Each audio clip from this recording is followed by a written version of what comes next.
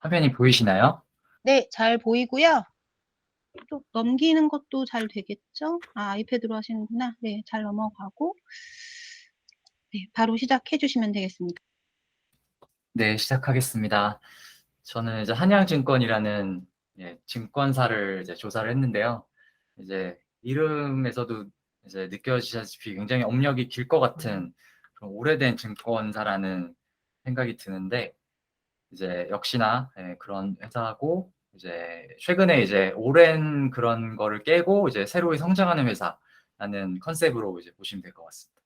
크게 선정한 이유가 세 개인데, 일단 제가 저번 시간에도 말씀드렸다시피 저평가된 기업을 찾고 싶다라는 걸 여러 번 말씀드렸던 것 같고, 이제 그 기준에 좀 부합하는 회사라고 일단 필터링으로 나왔었고, 그리고 이제 최근 한 3, 4년, 4, 5년 전부터 이제 새로운 CEO가 임명이 되면서 회사를 굉장히 레벨업 시킨 그런 회사여서 저의 주목을 끌었고, 이제 그것이 좀 명확하게 보이는 것 같아서 선정하였고요. 그리고 이제 수익성 높은 사업으로 변모를 해서 이제 굉장히 돈을 잘 벌고, 그리고 배당 수익률도 나쁘지 않은 회사다. 그래서 현재 가격이 굉장히 하방 지지력이 있지 않나 그런 생각이 들어서 이제 선정을 했습니다. 이제 요거에 대해서 하나씩 설명을 드리면은 이제 예상하셨다시피 이제 한양대학원하고 뭐 한양여대 뭐 이런 그런 단체를 갖고 있는 한양학원에서 소유한 이제 증권사인데요. 이제 비영리 단체다 보니까 캐시플로우를 가져다줄 그런 사업으로 운영을 했던 것 같습니다. 그래서 보시면은 주주가 이제 한양학원이었고, 그리고 백남건강 이런 데는 이제 요 한양학원 창업자에 관련된 회사인 것 같아요. 그래서 뭘 하는지는 정확히 모르겠는데 뭐 출판인지 관광인지 그런 것들을 하는데, 어쨌든 뭐 소유의 목적으로 좀 가지고 있지 않나라는 생각이 들고, HBDC도 마찬가지인 회사입니다. 그래서 이 한양학원, 백남건강, HBDC가 41%를 갖고 있는, 이제 한양증권은 41%를 갖고 있는 회사고요. 그래서 이제 이 회사가 최근에 많이 변모를 했다고 말씀드렸는데, 이제 2018년도부터 회사가 바뀌기 시작해서 영업이익이 56에서 296, 그리고 643, 1162 이렇게 이제 괄목할 만한 성장을 거둔 회사다. 그리고 ROE도 이제 1%대 수준에서 7, 14, 20%로 이제 수익성이 많이 개선된 회사로 바뀌었다라는 이제 그걸 말씀드리겠습니다. 이제 그거의 가장 첫 번째 이유라고 꼽히는 게 이제 새로운 CEO인데 임재택님이라는 분인데, 이 가운데 계신 아저씨입니다. 이제 한양증권이 62년 된 증권사였는데 이제 굉장히 영소한 이제 소형사였죠. 근데 그리고 이제 변화도 없고 이제 자기 할 것만 하던, 그러니까 옛날에 이제 개인 투자자라고 놀림을 받던 회사였다고 하더라고요. 그러니까 다른 사업은 다 안 하고 자기 매매, 그러니까 트레이딩만 하던 회사여가지고 거의 개인 투자자다 이런 놀림을 받았던 회사였는데, 이제 이분이 들어오게 되면서 이제 우수한 인력들을 굉장히 대거 이제 수혈을 하기 시작하게 됩니다. 그래서 이제 부동산 전담 부서라든지 뭐 이런 쪽으로 사업을 이제 새로 하기 시작했고, 그래서 필요한 인재라면은 뭐 그런 과거의 경험과 관관없이 이제 인재를 채용하고, 그리고 성과급을 많이 주는 구조로 이제 확실하게 이제 보답을 하는 그런 식의 경영을 하기 시작했습니다. 그래서 이분이 처음 왔을 때 가장 먼저 했던 게 사옥을 먼저 이제 리모델링을 하는 업무였다고 해요. 근데 이게 쉬운 결정이 아니었던 게, 이 사옥을 리모델링 하려면 한 해 영업이익의 절반을 이제 투자해야 되는 상황인데, 이제 이분이 이런 이 회사의 문화나 이런 분위기를 보니까 이런 것부터 뜯어 고쳐야겠다. 뭐 그래서 결단을 내리고 이제 인재를 영입하고 이런 식으로 상승 곡선을 그린 이제 이야기들이 많이 나왔습니다. 그리고 이제 또 기사를 찾아보면은 이제 여러 가지 좋은 면들이 많이 보이는데, 이제 블라인드라고 각 회사에 이제 직원들이 직접 입력하는 그런 커뮤니티가 있어요. 그런 데가 사실은 굉장히 불평불만이 굉장히 많죠. 자기 회사 좋아하는 사람 많이 없으니까. 근데 이 회사는 굉장히 또 좋은 평점을 많이 주더라 하는 내용이 있었고, 요 화면도 보이시나요? 네, 요게 이제 블라인드인데 이제 한양증권 리뷰가 이제 4.0은 아니지만 어쨌든 4점에 가깝고, 이제 대략 보면은 이제 나쁜 말이 생각보다 많이 없었어요. 성장하는 회사, 뭐 이런 직원이 성장할 수 있는 회사, 분위기 좋아요, 뭐 이런 얘기가 있는데, 이게 저도 이런 여기를 몇 번 봤는데 이런 리뷰가 생각보다 많이 없습니다. 이런 회사가. 보시면 미래에셋 때 보시면은 미래 없는 지점에 따라 다른 보상이 아쉬운 곳, 워라밸만 보장, 뭐 이런 식으로 나쁜 말들이 상당히 있거든요. 키움증권 보시면 더 심한데, 직원 갈아서 성장하는 회사, 여의도 공무원, 뭐 이런 말들이 있는 거죠. 이런 거에 비해서 이 블라인드 한양증권 보면은 굉장히 직원들이 좋게 평가를 하고 있구나. 그래서 그 기사에 써진 얘기들이 뭐 나쁘진 거짓말은 아니구나라는 생각들을 하게 됐고요. 그래서 임직원 수도 이제 그 이후로 굉장히 절반 이상, 2배가 이제 늘어난 상황이고, 그리고 제가 IR 담당과 전화를 해본 결과 올해 목표 중에 하나가 이제 임직원을 더 이제 늘려서 이제 영업력을 더 키우는 거라고 하더라고요. 그만큼 이제 성장을 굉장히 이제 중요시하는 그런 회사고 이제 성장하고 있는 회사다라고 생각이 들었습니다. 그리고 좀 더 살펴보니까 이제 2020년에 약간 성과가 굉장히 확실한 회사라고 했잖아요. 그래서 보시면은 한양증권이 이제 공시를 하는데 이제 이런 분들한테 거액의 연봉을 이제 안겨다 주는 거죠. 근데 이게 이 중소형사가 이만큼의 이제 돈을 뿌리는데 이런 회사가 사실은 몇 개 없습니다. 미래에셋이나 뭐 이런 NH, 삼성증권 이런 대형사 정도가 이제 이 정도의 인센을 뿌리는 그런 구조이지 이제 이렇게 과감하게 대우를 해주는 회사가 생각보다 많이 없다. 그리고 저희가 회사를 다니면서도 보면은 굉장히 이런 거가 굉장히 보수적인 회사들이 많기 때문에 이런 거를 할 수 있는 회사가 이제 생각보다 많이 없고 이거를 해내고 이게 실적으로 이어진다. 라는 이런 게 좀 생각이 들었고, 한 가지 재밌는 거는 이제 여기서 그 사장님 이름이 없어요. 다른 데는 다 여기 사장, 대표이사, 대표이사 이렇게 있는데 이분은 5억 미만이 아닌 것 5억 미만인 것 같아요, 연봉이. 그래서 뭐 하여튼 그런 좀 재밌는 점도 있었고, 그래서 이 회사가 이제 이게 자기 자본 순으로 나열을 한 건데 한 중간에서 약간 중간 정도 회사인데 이제 이렇게 과감한 보상으로 성장하고 있다라는 얘기였고요.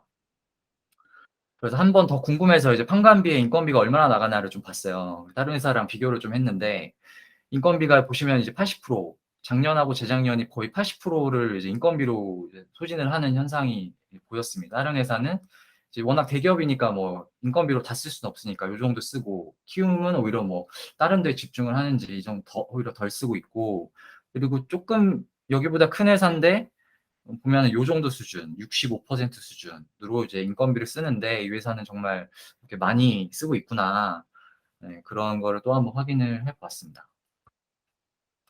또 하나 재밌었던 게 이게 굉장히 성장하는 조직이고 기회가 많은 회사라고 이제 설명을 해 놨는데 이게 임원들을 현황을 보니까 이게 80년대생이 이제 노란색이에요. 80년대생, 80, 85, 82 이런 식으로 다른 회사 몇 개를 보면은 이제 노란색이 거의 없죠. 다 이제 중진이라고 해봤자 70년대생인데 70년대생도 70년대 초반생들이 대부분이고, 근데 이 회사는 이제 80년대생이 거의 막 굉장히 많은 비중을 차지하고 있고, 그리고 70년대생들도 70년 중반생들이 많이 포진돼 있는 굉장히 젊은 회사다. 그러니까 이름은 한양인데 굉장히 지금 젊은 회사, 스타트업과 뭔가 그런 중간 단계의 느낌을 주는 그런 회사라는 또 느낌을 많이 받게 됩니다.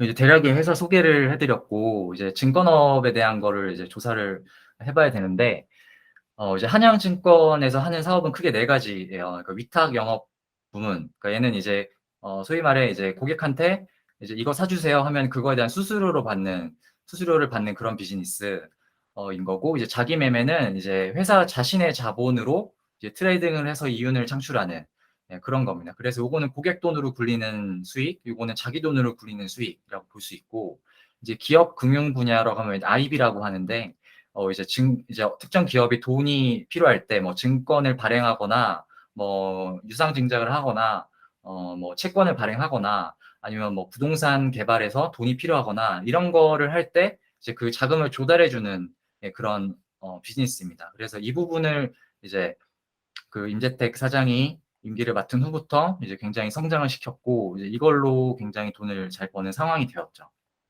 그리고 기타가 좀 있었고요.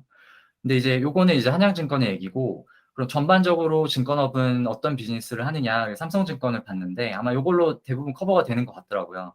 그래서 위탁매매, 기업금융, 자기매매는 뭐 비슷한 이랑 똑같은 거고, 이제 세일즈 트레이딩이 있는데 이거는 고객한테 위탁받은 돈을 이제 또 굴려서 하는 관련된 건데 예를 들면은 ELS 상품 팔잖아요. 증권사에서. 그럼 ELS를 내가 가입을 하고 내 돈을 넣으면은 그 돈을 뭐 이제 손실을 안 나게 하기 위해서 뭐 파생에 투자를 한다든지 뭐 해외에 투자를 한다든지 그런 식으로 이제 트레이딩을 하는 거죠. 그와 관련된 이제 수익 사업 분야라고 생각이 되고 그리고 이 외에도 선물도 팔고 주가 지수 선물이나 그런 것도 팔고 해외 영업 그리고 이것도 하는 그러니까 이제 셀 사이드라고 하는데 그러니까 이제 자금을 융통하는 부분을 주로 하는 거죠. 돈을 이제 빌려서 그 돈을 융통해서 이제 수익을 창출하는 그런 비즈니스를 하는 게 증권업이다라고 요약을 할 수 있습니다.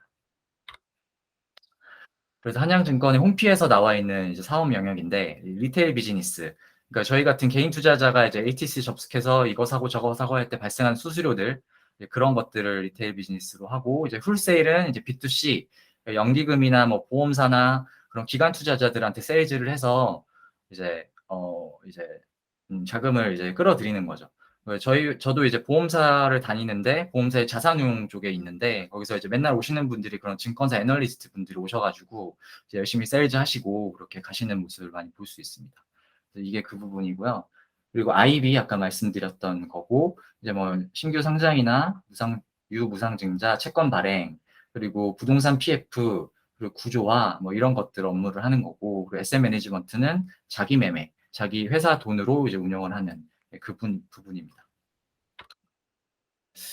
그래서 이 부문별로 실적을 대략 보면은 이제 위쪽은 매출이고요. 이제 요거는 됐고 밑에 부분 영업이익을 보시면은 과거에는 자기 매매가 이제 대부분이었죠. 자기 매매 비중이 굉장히 높았고 그리고 IB도 하고 있었지만 큰 비중은 아니었고 그리고 기타 부분에서 굉장히 수익성이 안 좋은 모습으로 있다가 이제 점점점 개선이 되면서 현재는 이제 자기 매매 영업이익이 이제 기업 금융보다 열이에 되는 상황.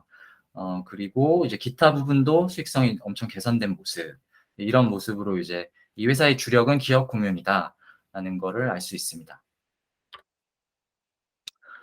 그럼 이제 각 사업 영역별로 이제 대략에 어떤 업무를 하는지를 좀 알아봤는데요. 이제 IB가 기업 금융이 다음과 같은 일을 하는 거예요. 아까 말씀드렸듯이 뭐 M&A를 할 때도 돈이 필요하고 아니면 M&A에 대한 지식이 부족하니까 컨설팅을 받을 수 있죠. 그 부분이 있고 그리고 인수금융 뭔가 회사를 인수할 때 또 돈이 부족하니까 그 자금을 댈 때 증권사를 통해서 자금을 융통할 수도 있고 그리고 ECM이라는 거는 이제 에쿼티인데 이제 주가 발행 뭐 IPO도 될 수 있고 뭐 유상증자가 될 수도 있고 그런 이제 주식과 관련된 자금 조달 그리고 DCM은 이제 D가 이제 대이니까 이제 부채죠 사채나 뭐 채권을 발행할 때 그쪽 시장 그리고 구조화 금융 이거는 밑에서 말씀드릴 거고 프로젝트 금융 뭐 이런 내용들입니다.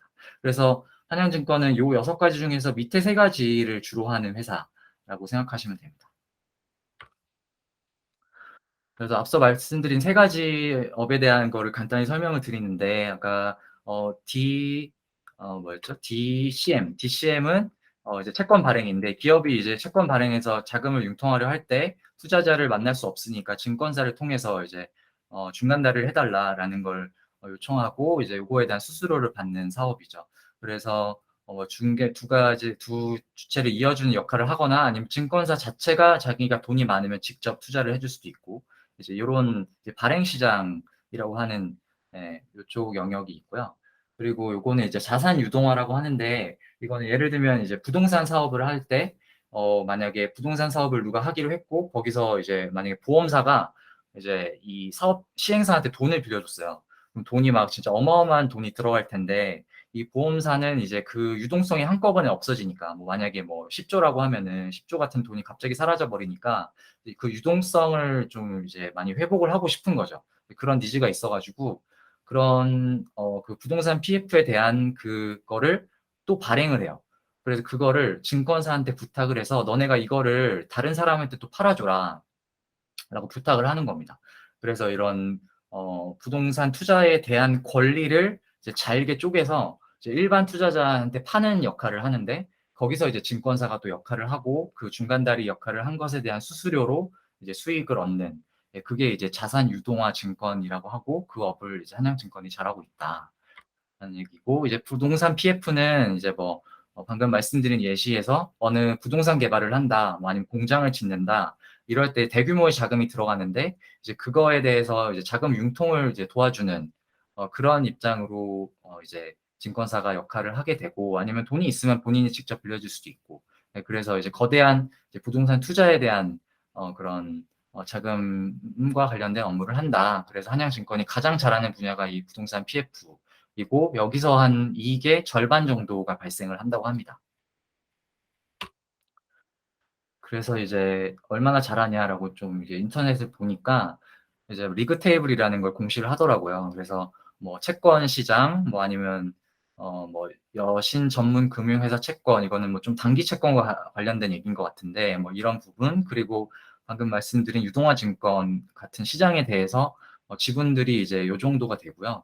근데 이게 순위가 한 10위권, 5위권 이런데, 이게 상당한 순위인 게 이유가 뭐냐면 이제 이 위치가 이제 중간 정도라고 말씀을 드렸는데, 이제 실제 요 분야에서는 이제 요쪽을 하고 있는 거죠. 요쪽에서 활약을 하고 있고, 그리고 자본력도 없는 회사가 이제 요런 부분을 이제 많이 이제 노력을 해서 올라오고 요쪽에서 자리를 잡았다라는 거를 확인할 수 있었습니다.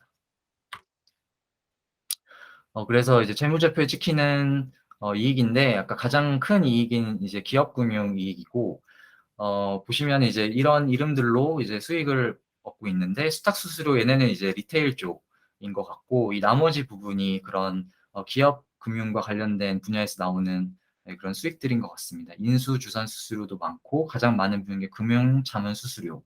아마 여기서 이제 부동산 PF 쪽에서 가장 많이 나오는 부분이 아닐까 생각이 되고요. 그리고 이제 자기 매매 부분인데, 자기 매매도 상당히 지금 잘하고 있는데, 이게 보시면은 위에 쪽은 그러니까 주식하고 채권으로 돈을 버는 거예요. 그러니까 주식이 오르면 돈을 벌고, 이제 채권과 같은 경우는 금리가 떨어지면 이제 채권 이익이 나고, 뭐 이런 식으로 이익을 얻는 분야고, 밑에 부분은 파생 손익인데, 이제 증권사가 굉장히 많은 돈을 운영하다 보니까 장이 떨어지거나 좋아지거나에 관계없이 좀 뉴트럴하게 이익을 얻어야 되는 부분이 있어가지고 파생 상품을 굉장히 많이 운영을 하고 있습니다. 그래서 예를 들어 뭐 금리 수합이다 하면은 금리가 떨어지는 거에 올라가는 거에 베팅을 하는 거죠. 금리가 올라가면 이 파생에서 이익이 나는 그런 거래를 걸어놔서, 만약에 지금 요즘에 금리가 많이 올라갔는데 여기서는 이제 손실이 나요. 채권 가격이 떨어지니까 손실이 나지만 이제 파생에서는 파생 이익이 나서 상쇄가 되고, 그거를 넘어서는 이익이 나고, 뭐 이런 식으로 지금 되는 겁니다. 지금 숫자만 봐서도 지금 요 숫자가 요 숫자보다 상당히 작은 거를 볼 수 있죠. 그래서 요거가 사실은 되게 해지 거래를 하는 건데, 그건 굉장히 좋은데, 사실은 이게 과도한 거면은 투기 거래가 되게 많다고 의심을 해볼 수 있거든요.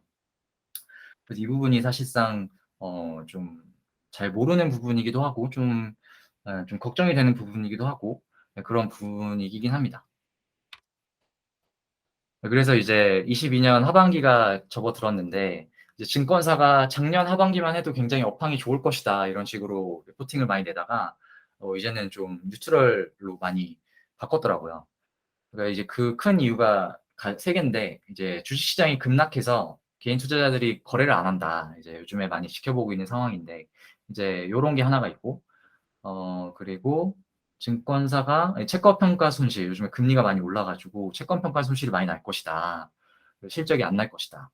그리고 경기 침체가 되므로 부동산 시장이나 그런 채권 발행 시장 이런 것들이 다 이제 얼어붙을 것이다. 이런 이제 저희가 일감적으로 생각할 수 있는 그런 우려들이 많이 발생을 할 거다라고 이제 많이 리포트가 나오고 있는 상황입니다. 여기서 보면은 저는 이제 1번은 크게 걱정이 안 되는 게, 아까 보여드렸다시피 한양증권의 주업은 뭐 HTS로 인한 뭐 그런 위탁 수수료 부분은 아니고, 예, 그리고 요 2번이나 3번이 좀 우려가 되는 건 있습니다. 그래서 앞에 리포트에 이어서 이제 22년 1분기의 성적표인데요. 이제 요게 빨간 거가 이제 좀 안 좋은 거, 그리고 노란 거가 좀 잘 된 거라고 보시면 돼요. 그러니까 수탁 수수료는 말씀드렸다시피 이제 주가가 하락하고 투심이 완전히 이제 죽어가지고 많이 줄었죠. 이제 거의 엄청나게 손실을 많이 이익이 감소한 상태고, IB 수수료는 이제 한양증권이 잘하고 있는 부분이고 이건 늘었고요.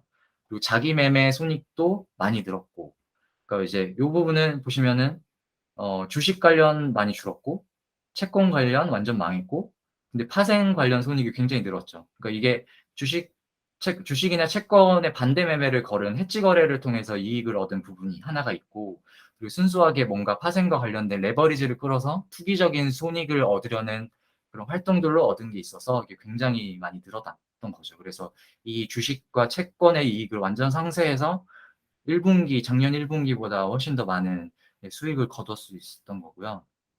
기타 자산 손익도 굉장히 망한 상태고. 이걸 보니까 대출 관련, 뭐 펀드 관련 이런 건데 여기서 많이 손실을 본 것 같습니다. 그래서 이런 상황인데 이제 한양증권이 22년은 어떻게 될 거냐.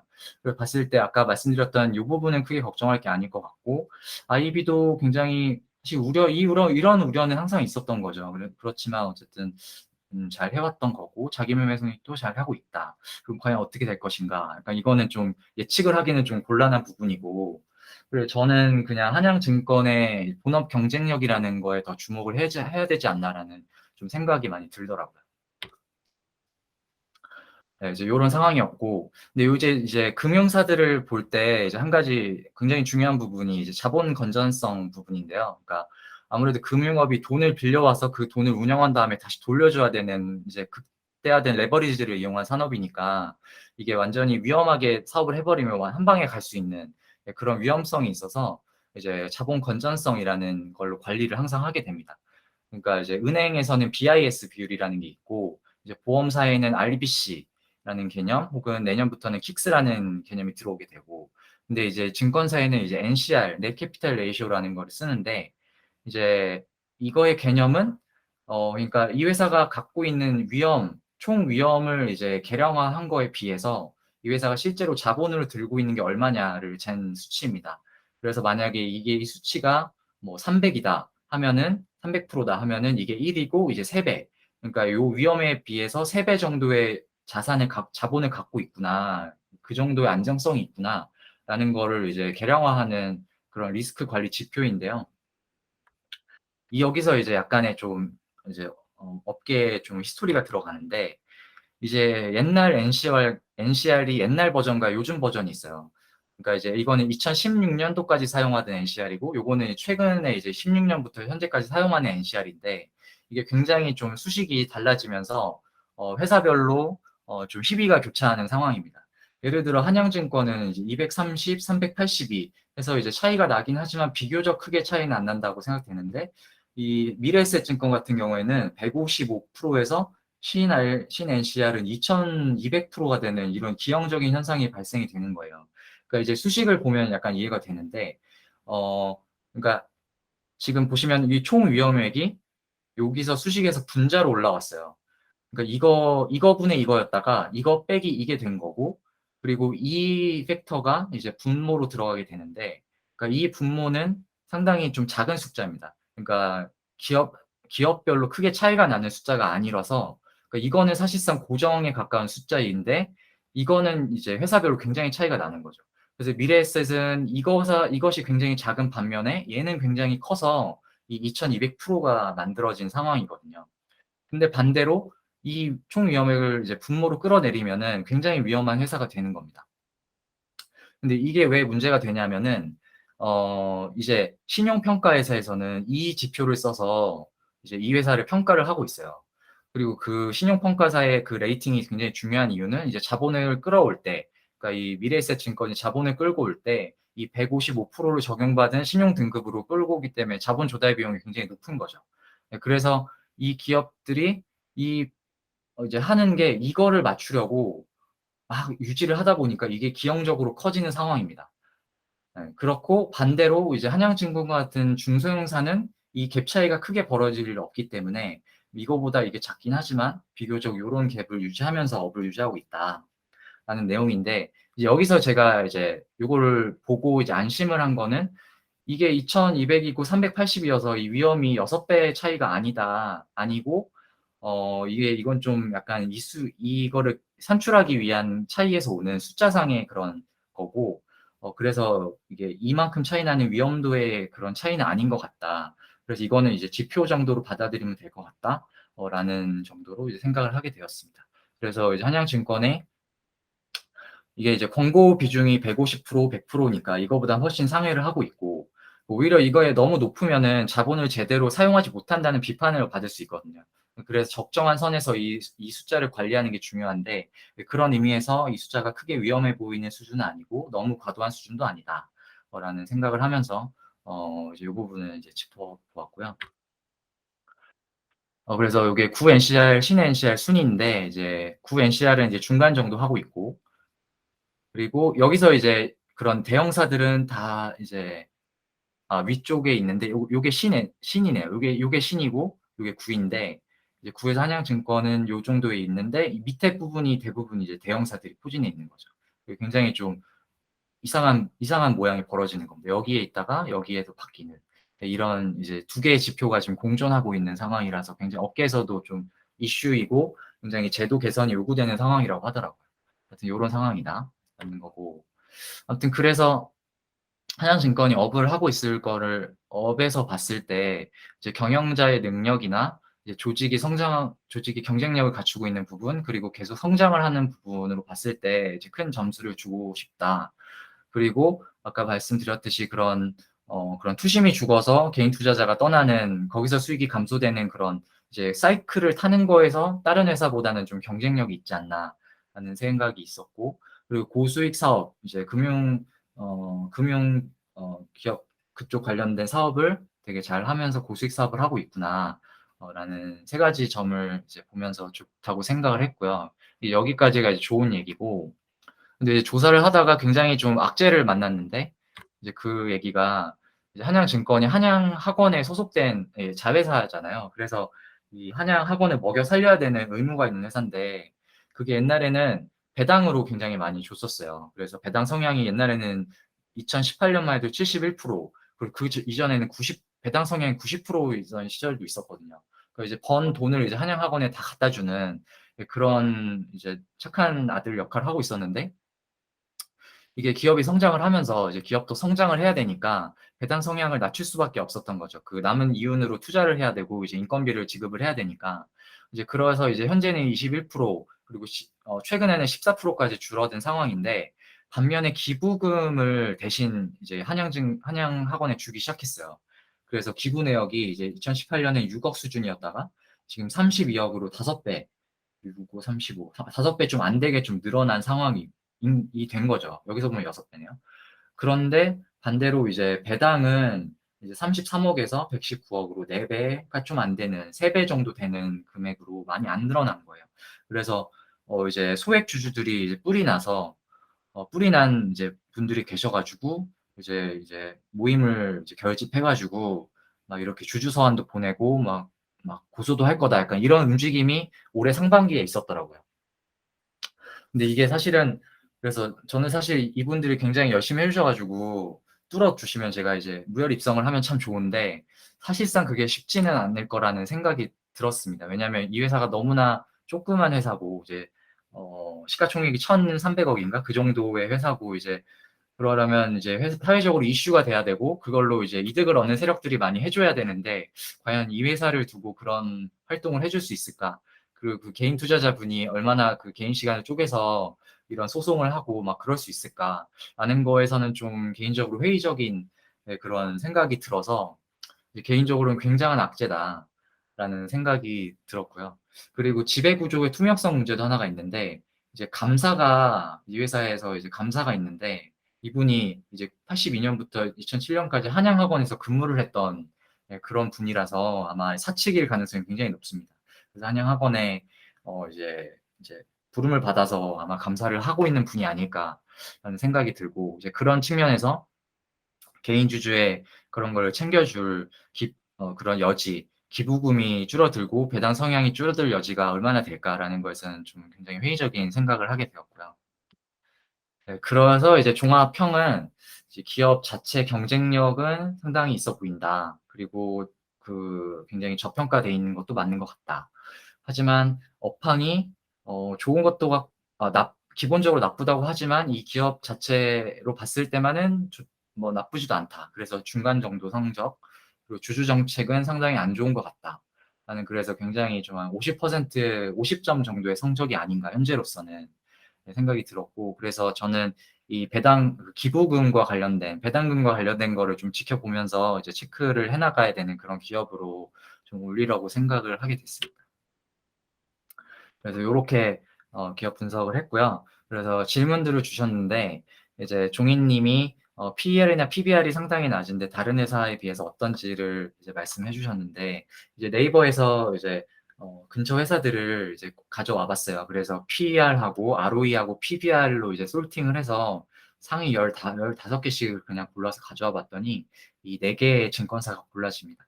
지금 요 다우기술하고 다우데이터는 이제 키움증권과 관련된 IT 회사인 것 같고, 그래서 얘는 아니고, 그 DB금융, 한양증권, 대신증권, 다올증권 이렇게 솔팅이 되는데, 사실은 이거를 보면서 이 4기업이 정말 싸구나라고, 다른 기업은 안 싸구나가 아니라 좀 걸러내야 되는 기업들은 보이는 것 같아요. 예를 들어 유화증권 이런 데는 퍼가 20이 가깝고, 그리고 뭐 이런 기업도 그렇고, 그리고 이런 기업, 그리고 PBR이 요쪽 근처인 기업은 좀 많이 다른 거에 비해서는 좀 확실히 고평가가 됐구나 하는 이런 정도로 이제 버려야 될 기업들을 좀 하는 위주로 볼 수 있을 것 같고, 그 나머지 중에서 정말 영업을 잘하는 회사들은 많이 보이는 것 같아요. 제가 한양증권 그 기부금을 조사를 한 다음에 이제 요런 데도 봤고, DB금융투자 이 회사도 굉장히 좋아 보이고, 교보증권, 뭐 신영증권, 그리고 요런 회사들이 좀 눈에 띄더라고요.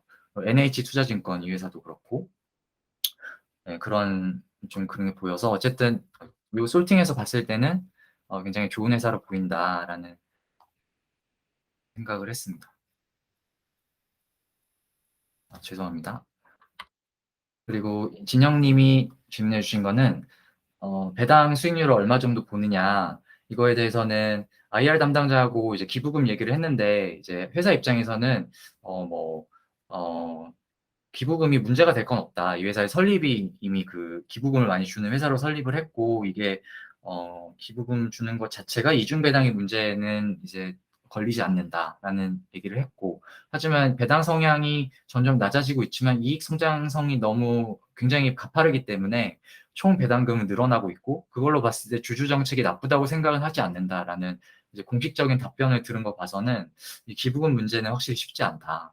그래서 이게 해결되지 않는 이상 현재 기부금에서 크게 늘어나거나 그럴 일은 없을 것 같다. 다만 뭐 줄어들 것 같지도 않다라는 생각을 해서 현재 수준을 유지하지 않을까라는 생각을 해봤습니다. 아련님께서 질문해 주신 게 이제 자기 매매 손익은 자산 운용 손익인 걸까요? 예, 그래서 아까 말씀드렸다시피 자기의 자본으로 굴리는 이제 손익을 자기 매매 손익이라고 하고요. 그리고 증권사, 자산운용사의 차이를 말씀하셨는데, 얘는 이제 요 그림을 보면은 이제 좀 이해가 되실 것 같아요. 이제 크게 자본시장에서 바이 사이드와 셀 사이드라고 나눠져 있는데, 증권사는 셀 사이드고, 그리고 그 나머지는 바이 사이드라고 할 수 있습니다.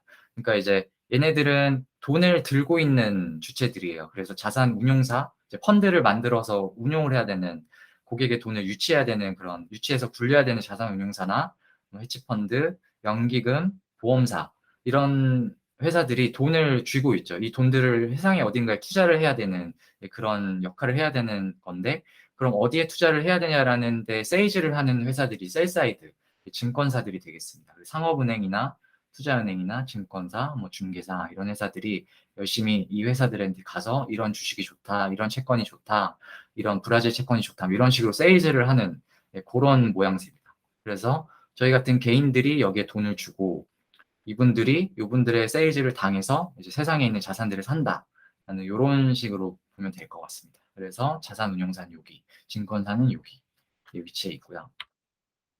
마지막으로 나영님께서 이제 IB 쪽에서 이제 그 성장이 좀 걱정이 된다라고 하신 부분인데, 저도 이게 사실은 제가 이 업을 하는 게 아니기 때문에 이 업계를 예측한다는 거는 상당히 좀 어려운 부분이고, 이제 다만 아까 말씀드렸다시피 이제 IPO나 이런 쪽에서는 이쪽 사업은 크게 안 하고 있기 때문에 IPO가 줄어들고 뭐 유상증자가 줄어들고 이런 거에 의해서 큰 타격을 받는 회사는 아니다.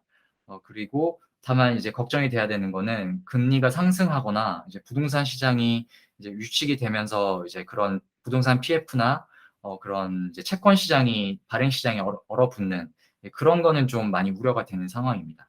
네, 하지만 이제 또 좋게 보면은 한양증권은 어차피 점유율이 굉장히 낮은 상태에서 점점 이제 성장을 하는 회사죠. 그러니까 이제 주류 이제 이 회사 업계의 출렁임에 따라서 이게 출렁임을 받는 것보다는 이제 본인이 잘하는 거에 의해서 또 업사이드가 좀 있는 회사이지 않나. 아직은 성장할 회사가 많은 여지가 많은 회사이니까요.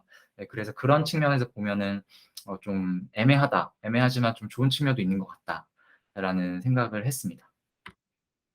마지막으로 IR 쪽에 이제 여쭤봤는데 이제 사실은 좀 뭐 그렇게 의미 있는 내용들은 많이 못 들었어요. 그래서 질문했던 것 중에 이제 기사를 찾아보니까 올해의 목표는 이제 성장은 조금 멈추다기보다는 그것보단 내실을 다지는 기간으로 한다. 그래서 이 내실을 다지는 게 어떤 의미냐, 뭐 NCR을 높이는 것이냐 이런 걸 물어봤더니 NCR은 당연히 관리를 쭉 해야 되는 영역이고 대신에 이제 사업이 성장한 만큼 지금 사업을 유지하면서 그런 인원들을 빠르게 충원해서 이제 다음에 업이 이제 개선이 됐을 때, 업황이 좋아졌을 때 정말 한 단계 더 도약할 수 있는 발판을 마련하는 그런 기회로 삼고 있다. 그래서 그 판관비가 허락하는 선에서는 굉장히 가열차게 인재 영입을 하고 있다라는 답변을 좀 굉장히 자신 있게 하시더라고요.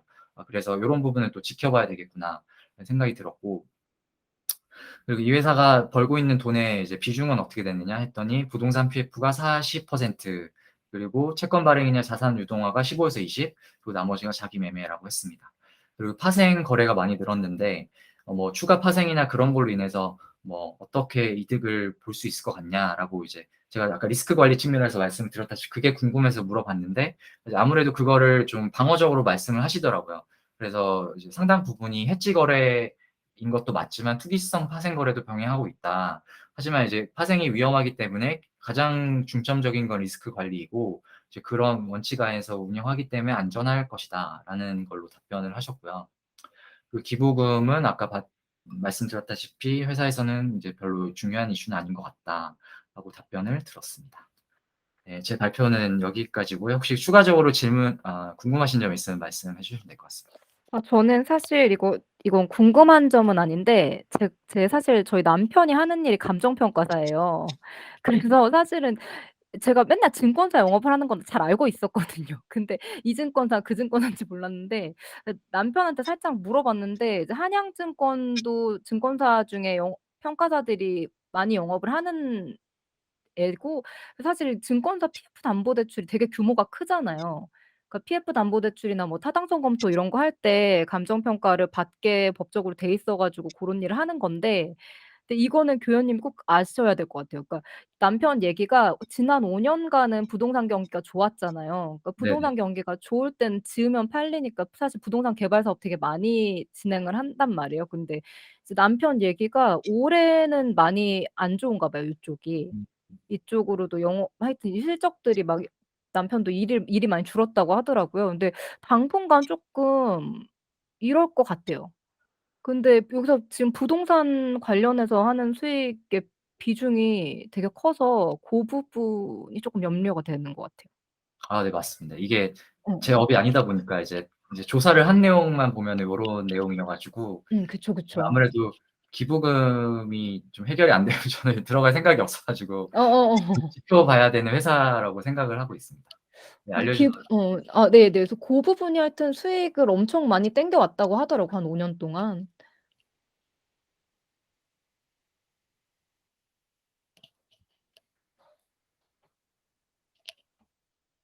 그러니까 이게 업에 있지 않으면 모르는 부분들이 많은 것 같아요. 그죠?